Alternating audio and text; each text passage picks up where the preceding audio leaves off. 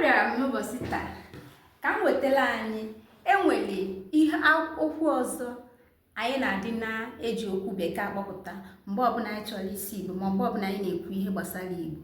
Ewetara m okwu ahụ n'ụbọchị taa ka anyị nwee ike ịtụle ma makwara ihe a na-abịa n'eziokwu. Okwu ahụ wee bụrụ gịnị?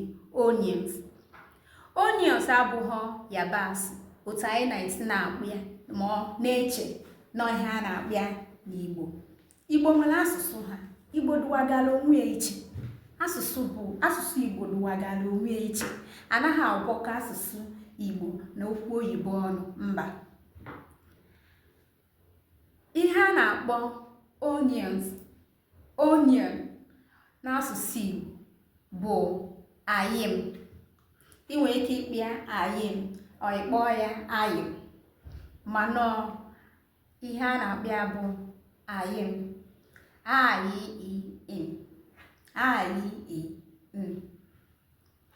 Ihe a na-akpọ onion n'asụsụ Igbo bụ ayịm. Amara m na o nwere ihe mmụta.